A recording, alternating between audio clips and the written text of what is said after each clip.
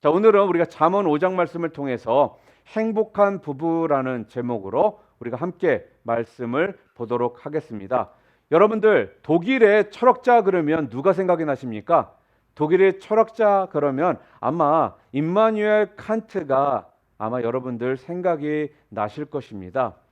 임마누엘 칸트는요, 무엇이든지 굉장히 깊이 생각을 하고 결정을 하는 매우 냉철한 사람이었습니다. 그런 그가 평소 친밀하게 지내던 미모의 여인으로부터 계속 청혼을 받았습니다. 그러나 그는요, 한 번도 그 여인에게 이렇다 저렇다 대답을 해주지를 않았습니다. 여인은 뜨겁지도 차갑지도 않은 이 칸트의 마음이 항상 불만이었습니다. 그래서 하루는요, 견디다 못해서 여인이 칸트에게 찾아가서는요, 결혼을 할 건지 말 건지 분명하게 대답을 해 달라고 요구를 했습니다. 그러자 칸트는요, 간단하게 말을 했습니다. 생각해 보겠습니다. 그리고 칸트는요, 그 길로 도서관으로 가서는요, 결혼에 대한 책들을 모두 찾았습니다. 결혼에 찬성하는 사람들의 의견과 반대하는 사람들의 의견들을 모아 과연 내가 결혼을 해야 되는 것이 맞는 것인지 틀린 것인지 집중적으로 연구를 시작했습니다. 드디어 칸트가요, 결혼을 하는 것이 좋겠다라는 결론을 내리게 됩니다. 그리고는요, 칸트는 여인의 집을 찾아가서는 문을 두드립니다. 그랬더니 여인의 아버지가 문을 열어 주었습니다. 그리고는요, 그 아버지에게 당신의 따님과 제가 결혼을 하기로 저는 결정했습니다. 이렇게 이야기를 합니다. 그랬더니 그 여인의 아버지가요, 이렇게 말을 합니다. 여보게, 너무 늦었네. 내 딸은 벌써 결혼해서 두 아이의 어머니가 됐다네. 칸트가 생각하는 동안에요, 이 여인은 기다리다가 지쳐서요, 이미 결혼을 하게 되었고 또한 아이도 둘이나 낳은 어머니가 되어 있었던 것입니다. 여러분, 칸트는 왜 자기를 사랑하는 사람을 놓치게 되었을까요? 도대체 그 이유가 무엇입니까?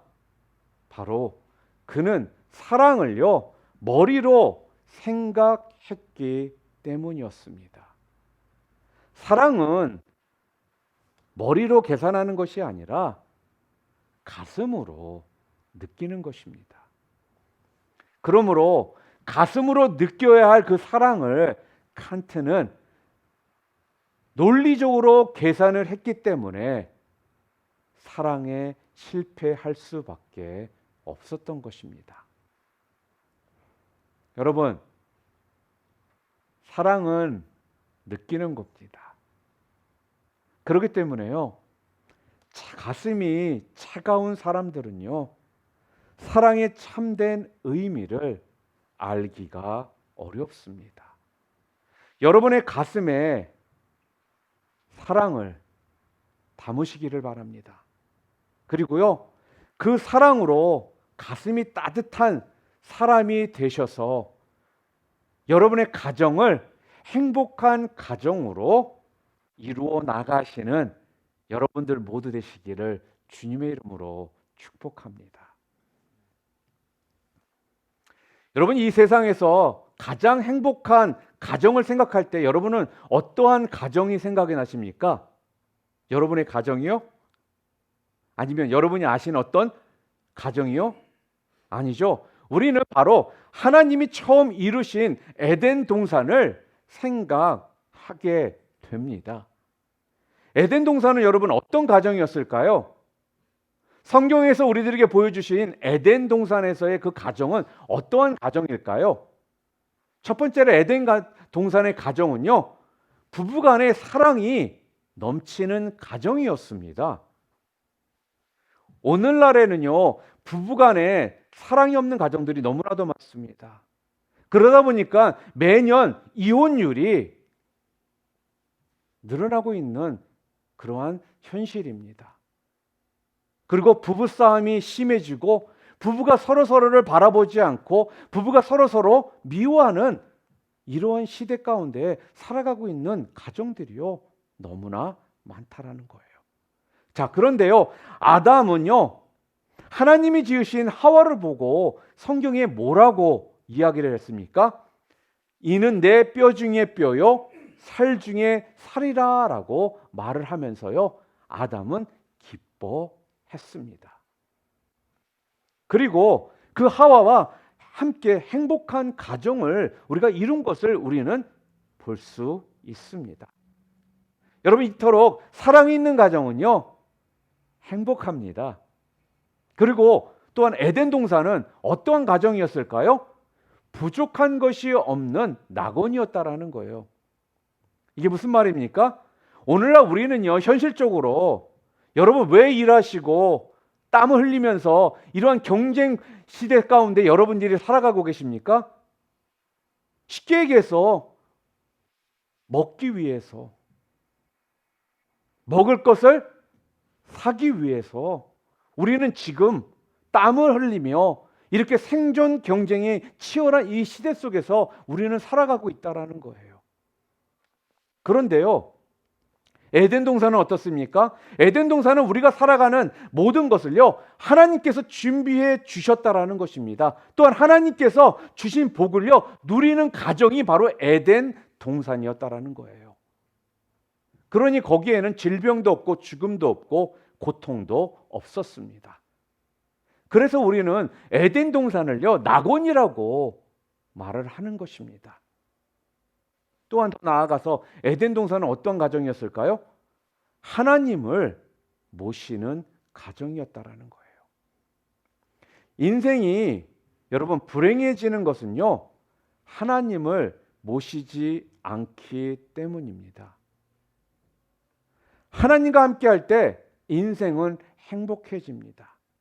그러니까 우리가 하나님을 모시지 않고 하나님으로부터 멀어지면 멀어질수록요, 우리의 인생은요, 불행해질 수밖에 없다라는 거예요. 하나님을 떠나면요, 그 인생은 불행해진다라는 것입니다. 여러분의 삶 한번 뒤돌아보시기를 바랍니다. 여러분이 하나님과 관계가 가장 가까웠을 때 여러분의 모습과 여러분이 하나님으로부터 관계가 좀 멀어졌을 때 여러분의 모습들을 한 번만 여러분이 생각해 보신다라면요, 이 말씀이 무슨 뜻인지를 우리는 금방 알 수가 있다라는 거예요. 하나님을 떠난 인생은 그래서요, 물이 없는 사막에 심겨진 나무와 같은 것이고요, 또 갓 태어난 아기가 어머니의 품을 떠나는 것과 같은 그러한 모습이라는 것입니다. 그러므로 하나님이 함께 하시고 돌보아주는 가정이요, 행복한 가정이 될 수 있는 겁니다. 자, 한번 보세요. 아담과 하와가요, 에덴 동산에서 하나님과 함께 했을 때는요, 그들은 그 안에서 사랑이 넘쳤고 행복이 넘쳤고 만족이 넘쳤고 죽음이 없이 시기 질투 없는 그러한 삶을 살았습니다. 자, 그런데 하나님을 떠나게 되니까 그 가정이 어떻게 변합니까? 시기와 질투와 미움과 고통이 찾아오더라는 거예요. 아들들이 서로 싸워 죽이는 이런 일들이 벌어지고요, 아내와 힘들어지는 관계가 형성되지고요. 여러분, 이처럼 하나님을 떠났을 때의 그 결과가 어떻게 되는지를 성경은 우리에게 분명 보여주고 있더라는 거죠.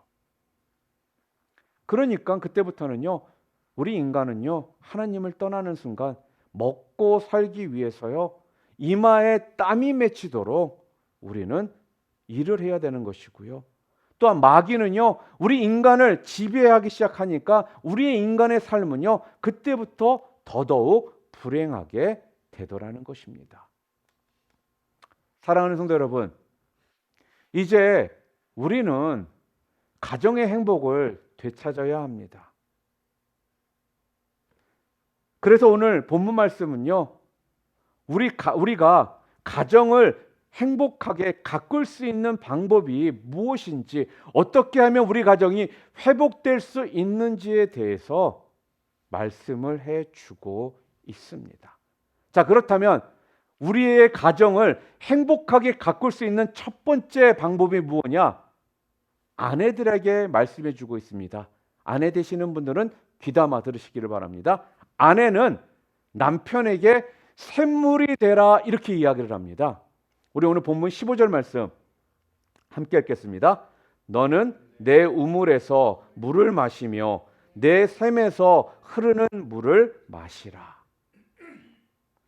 무슨 말이에요? 아내는 남편에게 있어서 샘물과 같은 사람이 되어야 한다라는 뜻입니다. 샘물이 된다라는 것이 무슨 뜻일까요? 바로 야곱을 우리가 한번 생각하면 알 수가 있어요. 여러분, 야곱에 대한 그 이야기를 잘 알고 계시잖아요. 야곱이 아버지의 집을 떠나가지고 외삼촌 라반의 집에 가서 머슴살이를 하게 됩니다. 그렇죠? 그는요, 지팡이 하나만 들고 낯설고 물서른 외삼촌 집을 찾아가서는 거기에서 20년 동안 머슴살이를 하며 사는데요. 한번 생각해 보세요. 그의 생활이 하루하루가 얼마나 고달프고 외로운 삶이었겠습니까? 그렇지 않아요? 자, 그런데 그는요, 자기의 인생을 불행하다라고 생각하지를 않더라는 거예요. 그 이유가 도대체 무엇일까요? 그에게는요, 자기와 함께 고통을 나눌 사랑하는 여인이 있기 때문이라는 것입니다. 언제나 나의 편이 되어줄 수 있는 그 여인이 있기 때문이라는 거예요. 야곱은요, 외삼촌의 딸 라헬을요, 너무나도 사랑했습니다. 그래서 그는요, 그녀와 결혼하기 위해서 7년 동안 무료로 봉사를 한 것입니다. 옛날에는요, 남자가 결혼을 하기 위해서는 여자의 집에 결혼 지참금이라고 하는 이 물질을 내야만 했습니다. 지금도 동남아나 어떤 나라들 가운데는 남자가 여자를 아내로 데려오기 위해서는 아내의 가정에 물질을 내야 되는 이러한 풍습들이 아직도 있는 나라들이 꽤 있습니다. 왜냐하면 그 당시에 딸이 다른 집으로 이사를 가잖아요. 그럼 딸의 집의 입장에서 본다라면 자기네 집의 일꾼 하나를 다른 집으로 보내는 것이기 때문에, 쉽게 말해서 손해를 보는 일이 되기 때문에 그런 결혼 지참금을 남자가 아내 가정에게 주어야 되는 이러한 풍습이 있었다라는 겁니다. 쉽게 말해서 손해를 보충하기 위해서 결혼 지참금이라고 하는 이 물질을 내는 것입니다. 자, 그러나 야곱은요, 라헬을 너무나 사랑했고 결혼하고 싶지만 결혼 지참금이 없었던 사람이었거든요. 그래서 7년 동안요, 외삼촌 집에서 무료로 봉사를 하게 된 것입니다. 근데 그때 그가 7년간 외삼촌을 위해서 일하는 모습을 창세기에 기록하고 있는데, 뭐라고 기록했느냐? 창세기 29장 20절 말씀 우리 함께 읽어볼까요? 야곱이 라헬을 위하여 7년 동안 라반을 섬겼으나 그를 사랑하는 까닭에 7년을 며칠같이 여겼더라, 이렇게 이야기를 합니다. 야곱이 진짜 고통스러운 머슴살이를 하면서도요, 7년을 하루같이 보낼 수 있었던 것은요, 바로 그의 옆에 사랑하는 여인이 있었기 때문이라는 겁니다. 라헬은 그가 어려울 때 찾아가서 사랑받을 수 있는 사랑의 셈이었고요, 또한 그가 슬프고 힘들 때 위로받을 수 있었던 위로의 셈이었고요, 또한 그의 인생을 개척하는 꿈이요, 희망이었다라는 것입니다. 누가요? 라헬이요. 라헬은 야곱에게는요, 이러한 샘물이 되어 주었다라는 거예요. 그래서 라헬이 있었기 때문에 야곱은요, 그 고통스럽고 힘든 머슴살이도요, 즐겁게 감당을 할 수가 있었던 것입니다. 그래서 우리는 이런 말을 하죠. 사랑을 고통을 잊게 하는 묘약이다, 이런 말을 합니다. 오늘 그래서 본문 잠언 5장 15절에 다시 한번 읽어볼까요? 너는 내 우물에서 물을 마시며 내 샘에서 흐르는 물을 마시라 라고 합니다. 아내는 남편에게 샘물과 같은 존재가 되어야 한다라는 말입니다.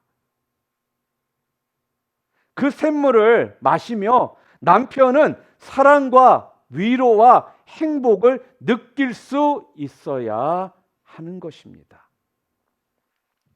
엘리너 루즈벨트 여사의 이야기입니다. 지금 화면에 나오고 있죠.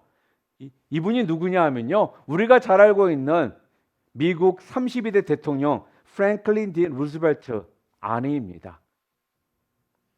그녀는요, 항상 웃는 얼굴로 사람들을 대했다고 합니다. 항상 그녀의 얼굴에는 스마일, 미소가 있었다고 해요. 그래서 어떤 절망적인 상황 속에서도요, 그녀는 쉽게 비관하지를 않았고 항상 낙관적인 마음으로 그 인생을 살았다고 합니다. 그런데 그녀가 10살 때 어머니가 돌아가시게 됐어요. 그래서 그녀는 할머니의 밑에서 자라나게 됩니다. 그런데 그녀의 가정이 너무나도 가난했었습니다. 그래서 그녀는 10살 때부터요, 일을 하지 않고는 먹고 살 수가 없을 정도였다고 합니다. 그러다가 그녀가 프랑스로 공부를 하게 되어 떠났습니다.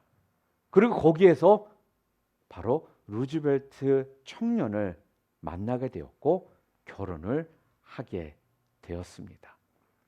자, 그런데 남편 루즈벨트가요, 소아마비 증세를 보이더니 절름발이가 되었고 고생을 하게 되었습니다. 그러나 그녀는요, 남편의 그 모습을 보고 실망하지를 아니하고 8년 동안 헌신적으로 남편의 뒷바라지를 합니다. 그 결과 남편은 병석을 박차고 일어나 1932년도에 미국의 대통령으로 당선이 되었습니다. 루즈벨트 여사는요, 남편이 대통령이 된 다음에도요, 불구였던 남편에게 팔과 다리가 되어 주었습니다. 자, 그런데 루즈벨트가 인생의 말년이 되었을 때 그는 또 관절염을 걸리게 됐습니다. 관절염이에요. 그래가지고 휠체어 인생을 살게 된 거예요. 그때에도 아내는요, 남편의 곁을 떠나지 아니하고요, 팔과 다리가 되어 주었습니다. 어느 날 루즈벨트가 아내에게 이렇게 말합니다. 여보, 당신은 불구인 나를 아직도 사랑하나요? 아니, 무슨 말이에요? 내가 당신의 다리만 보고 제가 당신을 사랑했나요? 나는 당신의 모든 것을 사랑해요. 그렇게 이야기를 하더랍니다. 루즈벨트에게 있어서는요, 이 아내는 언제나 자기 옆에 있었고 자기의 편이었고 또한 그를 돌보아주는 사랑의 샘물이었던 것입니다. 또한 두 번째로는요, 오늘 성경이 우리들에게 행복한 가정을 가꾸기 위해 두 번째 우리가 어떻게 해야 되느냐, 이번에는 남편들에게 이야기를 합니다. 남편은요, 아내를 복되게 하라는 것입니다. 이게 무슨 말입니까? 아내가 남편의 샘물이 되게 하려면 남편이 해야 될 게 있대요. 뭐예요? 아내를 행복하게 만들어 주어야 한다라는 것입니다. 그래야 아내가 주는 사랑의 샘물을요, 마실 수가 있는 겁니다. 자, 그렇다면 어떻게 우리 남편이 아내를 행복하게 해줄 수가 있을까요? 첫 번째는요, 먼저 우리 남편들은 아내가 주는 물을 마시라는 것입니다. 이게 또 무슨 말일까요? 계속적으로 샘물을 마시라고 그랬잖아요. 샘물이 되어주라고. 아내가 주는 음식을 먹고, 그가 입혀주는 옷을 입고, 그가 주는 사랑을 받으며 그것을 만족하게 여기는 것입니다. 그래서 아내가 남편을 위하여, 아니 남편에게 필요한 존재라는 것을 느끼게 해 주어야 하는 겁니다. 어느 정도 나이가 중년이 되잖아요. 그러면 아내들이 그 마음 가운데 좀 허무함을 느끼는 경우들이 많다고 합니다. 그 이유가 무엇이냐면요, 중년의 어떤 에이지가 되면 남편들은 어느 정도 직장이나 어떤 사업이나 사회에서 어느 정도 안정을 되찾게 되고 뭐 성공을 한다든지 그렇고, 또 자녀들은요 그때쯤 되면 다 커요. 그래서 아내들이 남편을 위해, 자녀들을 위해 할 일이 없어지기 때문이라는 것입니다. 그러한 때에 당신은 나에게 꼭 필요한 사람이라는 것을요, 우리 남편들은요 아내들이 느낄 수 있도록 해 주어야 된다라는 거예요. 그러니까 아내가요 자기의 생활에 보람을 느끼며 살게 해 줄 때, 바로 그때 아내는 행복하게 된다라는 것입니다. 또 두 번째로 어떻게 아내를 행복하게 해줄 수 있느냐, 성경은 뭐라고 얘기했느냐, 두 번째로 아내를 집 밖으로 나가지 않게 하라, 이렇게 이야기를 합니다. 우리 오늘 본문 16절 17절 말씀 함께 읽어볼까요? 어찌하여 내 샘물을 집 밖으로 넘치게 하며 내 도랑물을 거리로 흘러가게 하겠느냐. 그 물이 내게만 있게 하고 타인과 더불어 그것을 나누지 말라, 이렇게 이야기를 합니다. 아내가 집을 뛰쳐나가서 거리를 헤매는 여인이 되게 해서는 안 된다라는 말입니다. 이 말은 아내를 집에 그냥 가두어 두라는 이 말이 아니에요. 아내가 가정에서 행복을 느끼고 그래야지만 가정을 보살피는 사람이 될 수가 있다라는 것입니다. 가정 안에서 내가 행복하다라고 느낄 때 아내는 밖으로 눈을 돌리지 않게 된다, 그 말씀입니다. 그러니까 아내가요 가정에서 마음 줄 것이 없으면요 자연스럽게 밖으로 눈을 돌리게 되고 거리를 방황하는 사람이 되는 것입니다. 가정에서 행복을 느끼는 여인은 밖으로 나가지를 않습니다. 자, 그러므로 여러분, 아내가 자꾸 밖으로 나간다라는 건요 그 남편에게 1차적인 책임이 있는 것입니다. 자, 17절 말씀 다시 한번 읽어볼까요? 함께 읽겠습니다. 그 물이 내게만 있게 하고 타인과 더불어 그것을 나누지 말라, 이렇게 말합니다. 그 물이 내게만 있게 하고 타인과 더불어 그것을 나누지 말라, 이렇게 말씀하더라는 거예요. 이처럼 남편과 아내가 서로 사랑을 나누며 살기 위해서는요 아내를 남편들이 어떻게 해줘야 된다고요? 행복하게 해 주어야 한다라는 거예요. 그래야 가정이 행복한 가정으로 변하게 되는 것입니다. 우리 성경에 보면요 이런 이야기가 있습니다. 여러분, 밧세아의 남편이 누구죠? 밧세아의 남편 우리아 장군입니다. 그렇죠? 우리아 장군을 한번 생각해 보시기를 바랍니다. 우리가 우리아 장군 그러면 어떤 생각이 여러분들 가운데 있어요? 야, 그는 믿음이 정말 좋았던 사람이고 나라에 충성하는 훌륭한 장군이다 라고만 생각을 합니다. 그렇죠? 여러분, 다르게 생각해 보신 적 별로 없죠? 그런데요 우리가 잘 말씀을 우리가 읽다 보면요 그는 가정을 제대로 돌봤던 사람이 아니었습니다. 그래서 자기 아내에게 굉장히 무관심했던 사람이었다라는 거예요.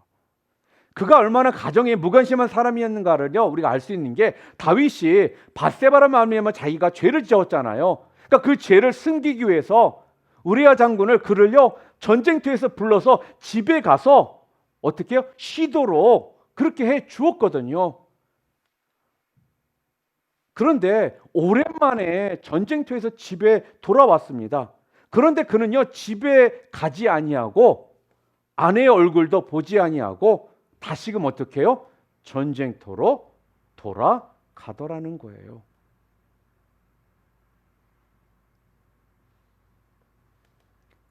그렇게 무관심한 남편이었기 때문에 여러분, 밧세바는요 어찌 본다면 사랑에 굶주려 있었다라는 것입니다. 그래서 다윗 왕을 유혹하고 남편을 버리고 다윗에게로 간 것이라는 거예요.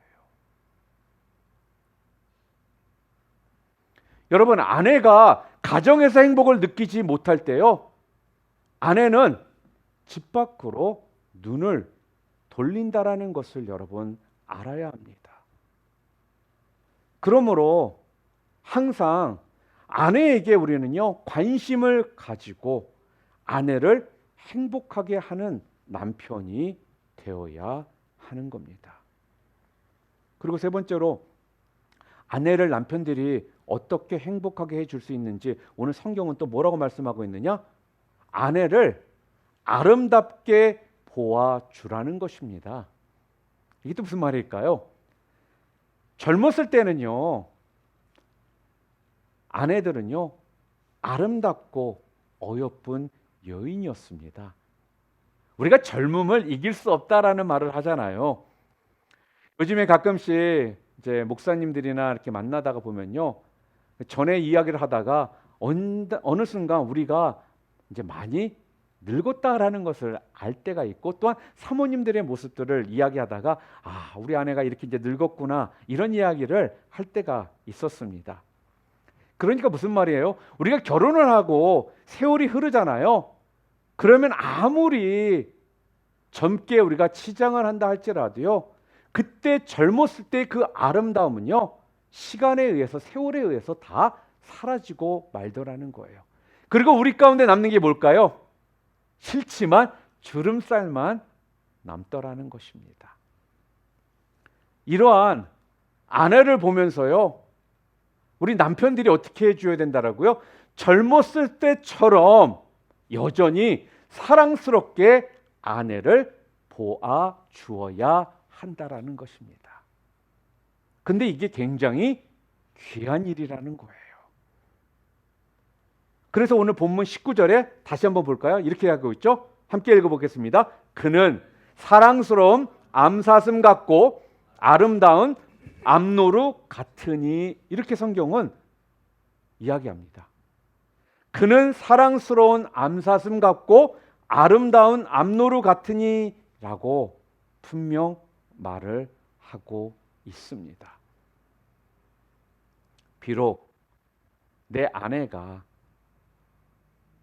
막 결혼했을 때 결혼 전에 그 모습처럼 젊은 모습은 아닐지라도, 비록 내 아내가 세월을 통해서 주름이 생겨 있을지라도, 늙어 있어도 그 아내를요 사랑스러운 암사슴과 아름다운 암노루처럼 아름답게 보아주는 남편이 있다라면 그 아내는 참으로 행복하다라는 것입니다. 아내의 손을 한번 만져보세요. 아니, 한번 봐주세요. 아내의 손이 좀 거칠어져 있나요? 아니라고 하는 분들도 있을 거예요. 뭐 아무것도 안 하는데 거칠어지겠어요? 이렇게 또 속으로 생각하는 분들도 있겠지만, 아내는요 저 손으로 밥을 했고 빨래를 했고 집안을 청소했고 또 아이들을 키웠습니다. 당신을, 아니 남편을 내조를 했습니다. 그렇게 믿으세요.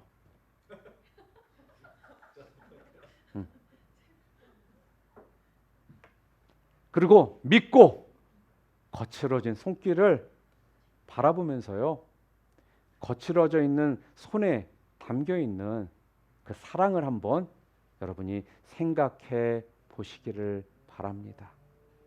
그러면 아내가요, 사랑스럽게 보일 거라는 것입니다. 시편 128편 3편 우리 함께 읽어볼까요? 내 집 안방에 있는 내 아내는 결실한 포도나무 같으며 라고 말합니다.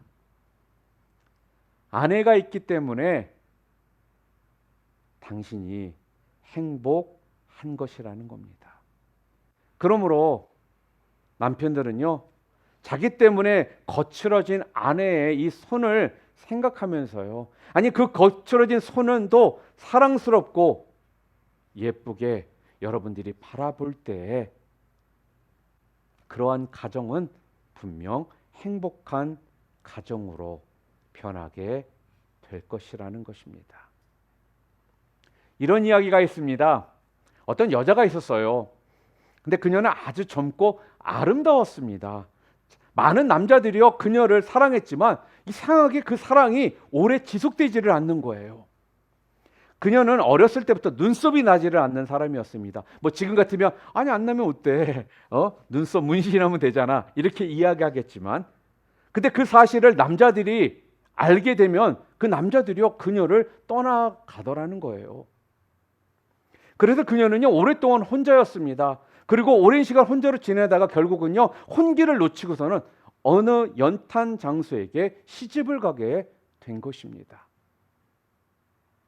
그녀는 자신의 눈썹 얘기를 하지를 않았습니다. 남편에게. 대신 그녀는요, 매일 남편보다 일찍 일어나서는요, 화장으로 눈썹을 그리고 또한 자기가 눈썹이 나지 않는다는 사실을요, 숨긴 것입니다. 남편은 또 잘 속았습니다. 그러던 어느 날 남편의 일을 돕는 직원이 몸이 아파가지고 나오지를 못하게 된 거예요. 그래서 이 아내가요, 남편을 돕기 위해 일을 가게 되었습니다. 남편과 함께 연탄을 나르는 일은 평생 처음 해보는 일이었습니다. 그러다 보니까 너무나도 힘들고 지치는 거예요. 그리고 또한 땀도 많이 흐르게 되었습니다.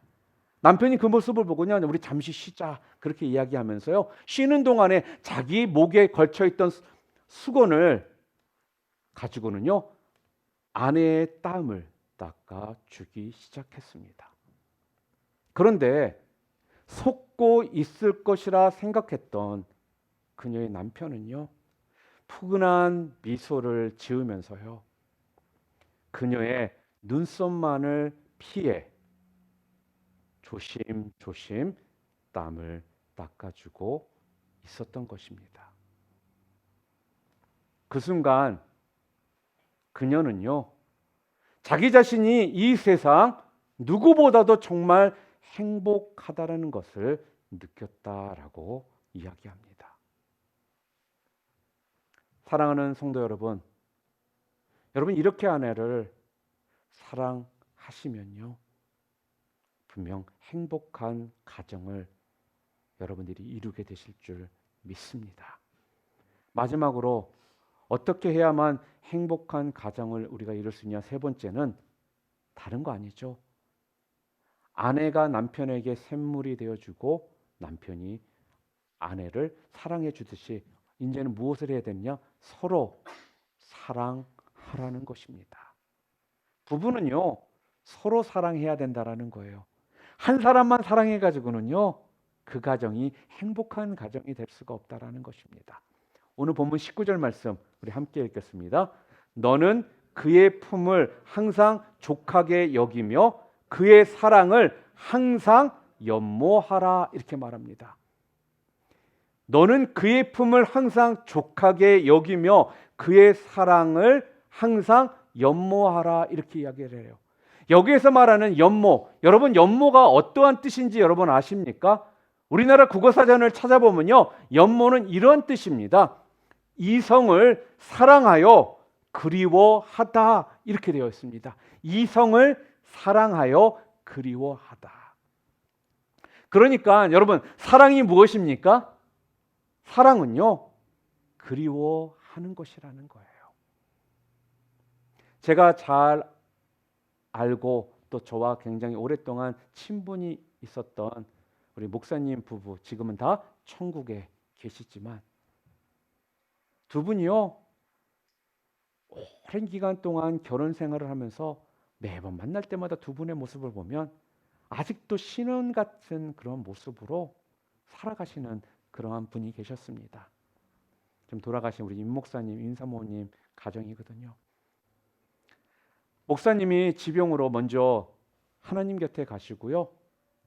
사모님 홀로 계실 때 사모님을 찾아뵙고 사모님과 대화를 나누다 보면요, 사모님께서 얼마나 목사님을 그리워하는지를요, 알 수 있었습니다. 제가 오늘 말씀을 준비하면서 이게 정말 사랑이구나. 그 목사님과 사모님의 모습을 통해 사랑한다라는 것이 이렇게 서로를 그리워하는 모습이구나 라는 것을 깨닫게 되었습니다. 아내는 남편을 그리워하고요, 남편은 아내를 그리워하며 서로 그리워하는 것, 이것이 사랑이라는 것입니다. 그리고 그 안에서 항상 만족하는 것이 사랑이라는 것입니다. 그러므로 젊어서 얻은 아내를 즐거워하며 그 아내와 함께 평생을 사랑하며 산다라는 것이요, 얼마나 아름답고 복된 일인가를요, 우리는 알 수 있는 겁니다. 미국의 제임스 해치 교수가요, 행복을 여는 비결이라는 강의 중에 우리가 행복한 가정을 이루기 위해서 4가지 방법이 있대요. 이 4가지 방법이 뭐냐면요, 첫째는 귀를 열고 상대방의 말을 들어주라는 것입니다. 그러니까 다른 사람의 말을 들어준다라는 것, 여러분 쉽지가 않습니다. 그런데 바로 여기에 행복이 있다라는 거예요. 두 번째는요, 입을 열고 대화를 하라는 것입니다. 옛날에는 침묵하는 것을 되게 좋게 여겼던 시대가 있었어요. 그렇죠? 그런데요, 침묵을 좋게 여겼지만 쉽게 말해서 침묵이 길어지면 그 가정은 단절, 곧 패망을 이루는 길로 가게 된다라는 것입니다. 그러니까 대화의 단절은요, 서로를 패망하게 만드는 것이다, 그렇게 이야기를 합니다. 그래서 특히 식사 시간에 즐거운 대화를 많이 나누라, 그렇게 이야기를 해요. 그러니까 가능한 하루에 한 끼라도 같이 식사를 할 수 있도록 하는 것이요, 어찌 보면 가정을 행복하게 꾸려가는 비결 중에 하나라는 말이 되는 것입니다. 또한 셋째는요, 마음을 열라라는 것입니다. 부부간에 마음을 닫고 있는 것처럼 정말 답답하고 괴로운 것은 없습니다. 눈빛만 보아도 마음이 통하는 그런 가정을 이루라는 거예요. 어떻게요? 마음을 열고 대화를 함으로써. 그리고 마지막으로 넷째는요, 함께 계획을 세우라는 것입니다. 남편의 계획과 아내의 계획이 따로 있으면요, 금실이 깨어진다라는 것입니다. 왜요? 남편과 아내는 한 몸이거든요. 그러므로 함께 모든 일을 생각하고 함께 인생을 살아가야 한다, 그렇게 이야기를 합니다. 이렇게 해치 교수가 꼬집은 이 대목들은요, 우리가 서로 연애할 때는요, 서로 이야기도 참 잘 되고 서로 들어주기도 잘하고 오손도손 대화도 잘 나누며 또한 마음도 터놓고 함께 재밌는 계획을 더불어 세우며 즐기다가 결혼 후에 세월이 지나면 서로가 마음의 문을 닫게 되고 바로 이때부터 불행도 찾아오기 시작한다라는 것입니다. 지금 우리가 살아가는 이 사회의 불안이나 이 가정들을 병들게 하는 현대인의 고민은요, 뭔지 아세요? 바로 서로의 마음을 닫는 데 있다라는 거예요. 아내가 마음의 문을 닫아버립니다. 남편이 남편의 문을 닫아버립니다. 그러면 그때부터 거기에는 불행이 찾아오고 가정은 병이 들게 된다라는 것입니다. 솔직하게 서로의 가슴을 열고 대화를 하는 그 모습이 지금 이 시대를 살아가는 여러분과 저에게 복된 길이 된다라는 것, 여러분 꼭 기억하실 수 있기를 바랍니다. 여러분, 그래서 사랑은요, 사막의 오아시스와 같습니다.